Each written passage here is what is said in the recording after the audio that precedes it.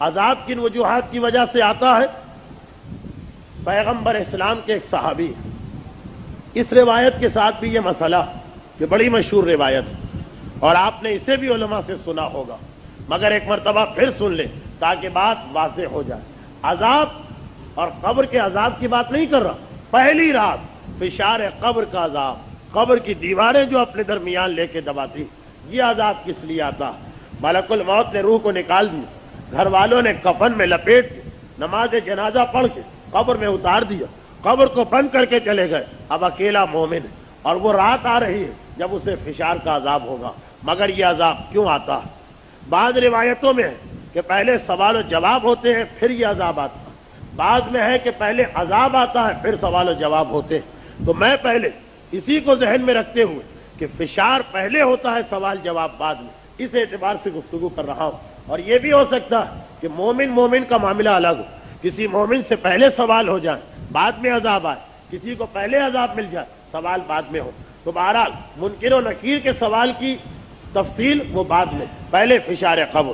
اللہ کے رسول کے ایک صحابی اور بڑے عظیم صحابی سعد ابن معاذ، بڑے عظیم صحابی، ان کی عظمت کا اندازہ اس سے کریں کہ یہ واحد صحابی ہے۔ آل محمد کے مسئلے کو تو علیحدہ ہی سمجھا جائے، اصحاب میں سے واحد صحابی کہ جب یہ پیغمبر کے پاس مسجد میں آتے ہیں تو پیغمبر سارے صحابیوں کو حکم دیتے ہیں کہ کھڑے ہو کے ان کا استقبال کرو، اور خود ان کے استقبال کے لیے چل کے مسجد کے دروازے پہ جاتے ہیں۔ باقی اور آنے والے کبھی پیغمبر نے ان کا دروازے پہ استقبال کیا، مگر ہمیشہ یہ صرف سعد ابن معاذ جن کو یہ سعادت ملی کہ ہمیشہ رسول ان کے استقبال کے لیے در مسجد پہ جائیں گے۔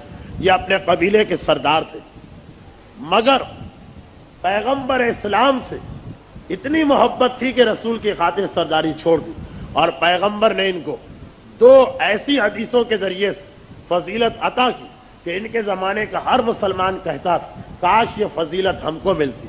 یا سعد انت شہن فی عنق الکافرین، اے سعد تم کافروں کے گلے میں اٹکی ہوئی ہڈی ہو، یعنی جب تک تم زندہ ہو کافروں کو آرام نہیں، تمہارے وجود سے کافر مصیبت میں ہے، کافروں کو مصیبت میں مبتلا کرنے والے۔ یدخلو بشفاعتک الجنہ مثل عدد حیوانات شعور بنی کلاب۔ دوسری حدیث، اے سعد قیامت کے دن تمہاری سفارش سے پروردگار اتنے گناہگاروں کو جنت میں داخل کرے گا جتنے قبیلہ بنی کلاب کے جانوروں کے بال ہیں۔ ایک بکری کے جسم پہ کتنے بال، تو پورے قبیلے کے جتنے جانور ہیں سب کے جسم پر جو بال ہیں، اتنے گناہگار اکیلے ان کی سفارش سے جنت میں جائیں گے۔ کتنا بلند مقام۔ اور بدر و احد و خندق تینوں غزووں میں حصہ لیا۔ خندق کی جنگ میں تیر لگنے سے زخمی ہو گئے، جس کے نتیجے میں ان کو مدینے لایا گیا، اور اسی زخم سے انہوں نے شہادت پائی، یعنی شہید بھی ہے اور خندق کے شہداء میں ان کا شمار ہوتا۔ پیغمبر مسجد میں ہے، اطلاع آئی کہ سعد کا انتقال ہو گیا، رسول خود جاتے ہیں، سعد کے جنازے پہ حاضری دی۔ تاریخ یہ بتاتی ہے کہ جب نماز جنازہ پڑھانے کا وقت آیا تو پیغمبر جب کھڑے ہوئے تو عجیب طریقے سے آدمی پاؤں زمین پہ رکھ کے کھڑا ہوتا ہے، پیغمبر نے صرف پاؤں کے پنجے زمین پہ رکھے اور باقی سارا پاؤں زمین سے بلند کیا، اور اسی طرح سے پوری نماز پڑھائی۔ اور عجیب بات یہ کہ نماز جنازہ کے شروع میں ایک مرتبہ اللہ اکبر ہے، پیغمبر نے 70 مرتبہ تکبیر پڑھی، 70 مرتبہ اللہ اکبر۔ اور جب نماز جنازہ ختم ہو کے ان کا جنازہ اٹھایا گیا تو اسلام میں پہلی مرتبہ یہ سنت لوگوں نے دیکھی کہ پیغمبر کبھی دائیں طرف سے جنازے کو کاندھا دے رہے، کبھی بائیں طرف سے، کبھی آگے سے جنازے کو کاندھا دے رہے، کبھی پیچھے سے، یہاں تک کہ جنازہ جنت البقیع میں پہنچا۔ اپنے ہاتھ سے پیغمبر نے میت کو اتروایا، قبر کو بند کر اپنے ہاتھ سے مٹی ڈالی اور کھڑے ہو گئے۔ کسی نے سوال کیا، اللہ کے رسول آج آپ نے نماز جنازہ میں 70 مرتبہ اللہ اکبر کیوں کہا اور اتنے عجیب طریقے سے کیوں کھڑے ہوئے؟ کہا تمہیں پتہ نہیں، سعد کا مقام اتنا بلند ہے کہ جب نماز جنازہ شروع ہو رہی تھی آسمان پر فرشتوں کو حکم ملا، مصلوں پر سے کھڑے ہو جاؤ، خدا کی عبادت چھوڑو اور زمین پہ جا کے میرے اس بندے کی نماز جنازہ میں شرکت کرو۔ ایک ایک ہزار فرشتوں کی جماعت آ رہی تھی. 70 ایسی جماعتیں آئی, یعنی 70,000 فرشتے. جب بھی 1000 فرشتے آتے میں اللہ اکبر کہتا, اور فرشتے اتنے زیادہ ہو گئے تھے کہ میرے لیے کھڑے رہنے کا موقع نہ تھا, جگہ نہ تھی, اسی لیے پاؤں اٹھا کے میں کھڑا تھا. اور تمہیں کیا پتا کہ جب میں نماز جنازہ پڑھا رہا تھا تو جبرائیل کا ہاتھ میرے ہاتھ میں تھا, جبرائیل میرے پہلو میں کھڑے. کسی نے کہا اللہ کے رسول, پھر آپ یہ جنازے کو چاروں طرف جا کے کاندھا کیوں دے رہے تھے؟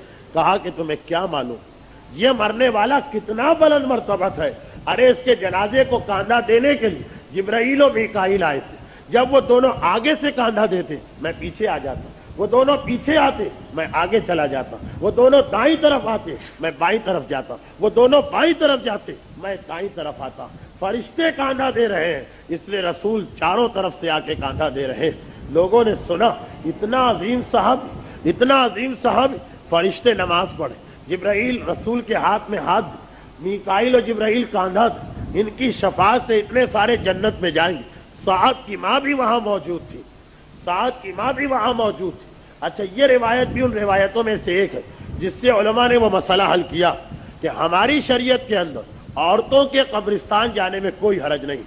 بعض مسلمان فقہا یہ کہتے ہیں کہ عورت کا قبرستان میں جانا صحیح نہیں, لیکن ہماری فقہ کے اندر عورت کے قبرستان جانے میں کوئی حرج نہیں, کراہیت بھی نہیں, مکروہ بھی نہیں. اس میں سے ایک روایت یہ بھی کہ سعد کی ماں بھی میت کے ساتھ قبرستان میں تھی. جب اپنے بیٹے کے اتنے فضائل سنے, بے اختیار کہا سعد ہنی لک جنہ, جنت تمہیں مبارک ہو, جنت تمہارے لیے خوشگوار ہو, جنت تمہارے لیے ہنی ہو, ہنی لک الجنہ, جنت مبارک. اتنا کہنا تھا, پیغمبر نے روک دیا. کہا کہ تم نے یہ کیسے کہا کہ ساتھ جنت میں؟ اللہ کے رسول آپ نے اتنے فضائل بتائے, اب تو گنجائش ہی نہیں. پیغمبر نے کہا تمہیں کیا معلوم, قبر کی دونوں دیواریں آگے بڑھ چکی اور ساتھ ان کے درمیان فشار کا عذاب برداشت کر رہے ہیں. قبر کی دیواروں کے درمیان سعد ابن معاذ کو دبایا جا رہا, اور وہ قبر کی دیواروں کے درمیان اس طرح کہ ان کے جسم کی ہڈی ہڈی میں داخل ہو رہی, اور تم کہہ رہی ہو کہ جنت مبارک. سارے مسلمان سناٹے میں آ گئے, سارا مجمع چونک اٹھا. ارے اتنا بڑا صحابی, رسول استقبال کو کھڑے ہو جائے, جنت میں ان کی شفاعت سے لاکھوں نہیں کروڑوں گناہگار جائیں. نماز جنازہ کے لیے فرشتے آسمان کی عبادت بن کر کے اتر کے آئے, کاندھا دینے کے لیے جبرائیل و میکائیل آئے, اور ان کو بھی فشار قبر کا عذاب. اللہ کے رسول یہ عذاب کس لیے مل رہا؟ کہا فقط ایک وجہ سے, بیوی کے ساتھ انتہائی سختی سے گفتگو کرتے تھے. اخلاق کے معاملے میں بیوی کے ساتھ صحیح نہ تھے. پیسے تو خوش اخلاق تھے, بہترین مسلمان تھے, لیکن جیسا کہ بعض لوگوں کا طریقہ آپ نے دیکھا ہوگا کہ دنیا بھر کے لیے ان کے پاس خوش اخلاقی, بیوی کے ساتھ سختی سے بات, جھڑک کے بعد, تانا دے کے بعد, ہمیشہ ایسا کہ جیسے اس پہ کوئی الزام لگایا جا رہا. ساتھ تو خیر ایسے نہ تھے, مگر سختی سے بات کرتے تھے, یعنی کبھی مسکرا کر نہیں, کبھی نرمی سے نہیں, کبھی خوشگوار لہجے میں نہیں. پیغمبر نے کہا ساری زندگی ان کی بیوی اپنی جگہ اسے برداشت کرتی رہی, مگر آسان نہیں ہوتا اس کو برداشت کرنا. تلوار کا زخم کھانا آسان, زبان کا زخم زیادہ مشکل. آج اس مظلومہ کی وجہ سے اتنے عظیم صحابی رسول کو فشار قبر کا عذاب مل رہا. تو پتا چلا کہ فشار قبر کے عذاب کی پہلی وجہ اخلاق کی خرابی, اور خاص طور پر گھر والوں کے ساتھ اخلاق کی خرابی, یعنی کسی مومن کے دل کو دکھانا, کسی مومن کے دل کو تکلیف پہنچانا. میں اکثر یہ جملہ مجلسوں میں پڑھا کرتا ہوں کہ دیکھیے ایک عجیب بات یہ, پتہ نہیں کہ یہ بات کہاں سے ہمارے ذہنوں میں آ گئی کہ جب کبھی حقوق مومن بیان کیے جائیں کہ مومن کا یہ حق ہے, مومن کے حق کی اہمیت بتائی جائے, اور وہ گناہ بتائے جائیں جو مومن کی وجہ سے حرام ہے. حقوق مومن, مدد کرو, حاجت پوری کرو, اس کا دل خوش کرو, اسے راضی کرو, اسے ہدیے دو, سلام میں پہل کرو, اگر وہ کوئی کام کر رہا ہے آگے بڑھ کے مدد کرو, دیکھو اس کی غیبت نہ کرو, دیکھو اس کی توہین نہ کرو, دیکھو اسے گالی نہ دو, دیکھو اسے برا بھلا نہ کرو. تو ہر سننے والا بہت متاثر ہوتا ہے. یہ سب ہمیں کرنا چاہیے, مگر یہ خیال دل میں نہیں آتا کہ یہ حدیثیں فقط غیروں کے لیے نہیں, گھر والوں کے لیے بھی, اولاد کے لیے بھی, بیوی کے لیے بھی, بھائی بہنوں کے لیے بھی. پہلا خیال یہی آتا کہ اس سے مراد پڑوسی ہے، عام مومن ہے، مسجد میں ملنے والے ہیں، ہمارے دوست ہیں، یہ ان کا حق ادا کرنا، جبکہ حقوق مومن میں جتنی باتیں بتائی گئی ان سب کا پہلا تعلق بیوی اور بچوں سے، اخلاق پہلے ان کے ساتھ، ان کی بھی توہین حرام، انہیں بھی برا بھلا کہنا حرام، ان کا بھی دل توڑنا حرام، ان کی مدد کرنا بھی ثواب، ان کے کام میں ہاتھ بٹانا بھی بہتر۔ مگر یہ عجیب بات کہ حقوق مومن کا سارا مطلب غیروں کے لیے لیا جاتا ہے، اپنوں کے لیے نہیں، اور یہی وہ بدترین گناہ جو دنیا میں تو شاید آپ کو پتہ نہ چلے، اس لیے کہ بیوی اور بچے تو شوہر اور باپ کے مقابلے میں کمزور مانے جاتے ہیں، وہ بولے تو کیا بولے، سارا معاشرہ ان کو برا بھلا کہے گا، لیکن قبر میں جانے کے بعد اس مظلومہ یا مظلوم اولاد کو تکلیف پہنچانے کا نتیجہ اس شخص کے سامنے آئے گا۔ جب سعد جیسا صحابی نہ بچ سکا تو ہمارا اور آپ کا کیا مقام و مرتبہ ہے۔ یہ آپ نے خندق کے شہید کا واقعہ سنا، خیبر کے شہید کا واقعہ سن لیں، فشار قبر کی دوسری بات آپ کے سامنے آئے گی۔ خیبر کا غزوہ، خیبر کی لڑائی اسلام کی اہم ترین لڑائیوں میں سے ایک ہے۔ ویسے بھی جہاد میں حصہ لینے کا انتہائی ثواب ہے اور شہید کے خون کے قطرے کا انتہائی بلند مرتبہ ہے پروردگار کے یہاں۔ پیغمبر اسلام سے پوچھا گیا کہ ساری کائنات میں خدا کو سب سے زیادہ کیا پسند ہے۔ کل میں نے ایک حدیث بیان کی تھی کہ مولا سے پوچھا گیا آپ کو کیا پسند ہے، امام نے 3 باتیں بتائیں۔ ایک دفعہ رسول سے پوچھا گیا آپ کو کیا پسند ہے، رسول نے بھی 3 باتیں بتائیں۔ ایک مرتبہ خدا کے بارے میں رسول سے پوچھا گیا کہ خدا کو اس دنیا میں سب سے زیادہ کیا پسند، رسول نے کہا 6 چیزیں، اور ان میں سب سے پہلے شہید کے خون کا قطرہ۔ ادھر زمین پہ گرتا ہے سارے گناہ معاف ہوتے ہیں، مگر خیبر کے شہید کی بات بھی سن لیں۔ خیبر کا ایک شہید ہے جس کا نام ہے مدغم، اور یہ شہید اس اعتبار سے باقی شہداء سے زیادہ فضیلت رکھتا کہ یہ پیغمبر اسلام کے غلام بھی تھے، یعنی پیغمبر اسلام کے گھر کے کام کاج بھی کرتے تھے، رسول کے گھر میں ان کا آنا جانا تھا، پیغمبر اسلام کے خدمتگار تھے۔ اب نبی کے خدمتگار کا مقام کیا ہوگا؟ قمر ہزاروں بادشاہوں سے بلند کیوں ہے؟ علی کی غلامی اور خدمت کی وجہ سے۔ مدغم رسول کے غلام، رسول کے خدمت گزار، اس لیے ان کا مقام ویسے ہی بہت بلند ہے۔ اور ساتھ ساتھ یہ کہ خیبر کے غزوے میں لڑے اور جنگ کرتے ہوئے شہید ہو گئے۔ بعد شہادت جب غزوہ ختم ہو گیا تو سارے شہداء کو دفن کیا جا رہا تھا، پیغمبر نے مدغم کی قبر الگ بنائی، پیغمبر کے خاص غلام الگ قبر بنائی۔ قبر بند کرنے کے بعد رسول آگے بڑھ گئے۔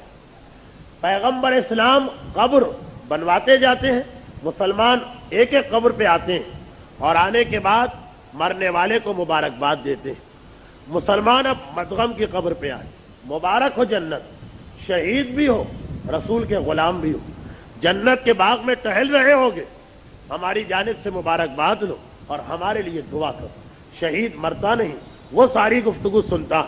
پیغمبر اسلام واپس آئے، کہا کہ تم مدغم سے یہ کہہ رہے ہو، مگر تمہیں کیا پتا کہ بیچارے کی اس وقت کیا حالت۔ لوگ چونک اٹھے، اللہ کے رسول شہید، اس کے بارے میں بھی یہ سوال کہ اس کی کیا حالت۔ پیغمبر نے کہا کہ ہاں تم سمجھ رہے ہو کہ یہ جنت کے باغ میں ٹہل رہا ہو، مگر ادھر قبر بند ہوئی، فشار قبر کا عذاب شروع ہو گیا اور ساری قبر آگ سے بھر گئی اور قبر کی دیواریں اس کو اپنے درمیان لے کے دبا رہی۔ اللہ کے رسول کا غلام، میدان جنگ کا شہید، پیغمبر اسلام اپنے ہاتھ سے دفن کرے، رسول نماز جنازہ پڑھے اور اسے فوراً فشار قبر آئے، چند گھنٹے بھی نہیں کہ بھئی شام کو آتا، فوراً۔ اللہ کے رسول ان کا قصور کیا ہے، غلطی کیا ہے؟ کہا کہ ایک غزوے میں، ایک جنگ میں مال غنیمت جمع ہو رہا تھا۔ اسلام کا ایک دستور ہے کہ جنگ کے دوران جس مجاہد کو کافر کا جو مال ملے وہ اپنے قبضے میں لے لے۔ جنگ ختم ہونے کے بعد رسول ایک جگہ مقرر کرتے ہیں کہ سارا مال لا کے یہاں جمع کرا دو، اس کے بعد پہلے اس میں سے خمس نکالا جاتا ہے، اللہ اور رسول و امام کا حصہ، باقی سارے مجاہدوں میں تقسیم ہوتا ہے۔ مدغم کے بارے میں رسول نے کہا کہ ایک غزوے میں سارا مال غنیمت جمع کیا گیا، انہوں نے بھی کئی چیزیں جمع کرائیں، مگر ایک چادر ایک کافر کی ان کے ہاتھ میں آ گئی، چادر کی یہ مستحق، یعنی ان کے پاس چادر نہیں، یہ چادر جو ہاتھ میں آئی تو انہوں نے سوچا کہ مال غنیمت میں سے مجھے حصہ ملے گا، پتہ نہیں کیا ملے، سب ایک جیسی چیزیں تو ہے نہیں، کسی کو چادر ملتا ہے، کسی کو کپڑے ملتے ہیں، کسی کو پیسے ملتے ہیں، اور میں چادر کا حقدار، اگر ایک چادر میں رکھ لوں جبکہ میرا حق بھی ہے، مجھے ملے گی بھی بعد میں، تو کیا حرج؟ وہ مال غنیمت کی چادر کو چھپا لیا، اس کے نتیجے میں آج یہ فشار قبر میں مبتلا۔ شہید کا ہر گناہ معاف ہوتا، لیکن اگر کسی کا قرضہ اپنی گردن پہ لے گیا وہ معاف نہیں ہوتا، قرضے میں خمس بھی آ جاتا، قرضے میں حق و ناز بھی آ جاتا۔ تو مدغم کو عذاب کیوں آیا؟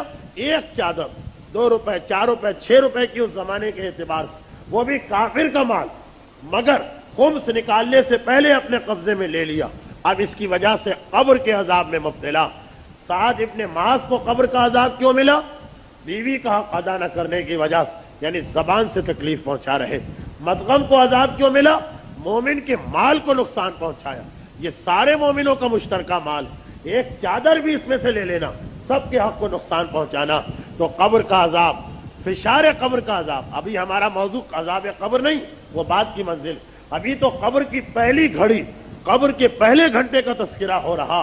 حقوق الناس کی خاص اہمیت، زبان سے کسی مومن کو تکلیف پہنچائیں تو قبر میں فشار کا عذاب آتا، مال سے کسی مومن کو تکلیف پہنچائیں تو قبر میں فشار کا عذاب آتا۔ یہ 2 اسباب آج ہوئے، اور کل آپ نے 2 وہ باتیں سنی جو قبر میں آرام پہنچاتی ہیں، سردیوں کی صبح کی نماز اور گرمیوں کے گرم روزے۔ تو 2 وہ چیزیں جو قبر کے عذاب کو دور کرتی ہیں، 2 وہ چیزیں جو عذاب قبر کو لے کے آتی ہیں۔ برحمتك يا أرحم الراحمين وصلى الله على محمد وآله الطاهرين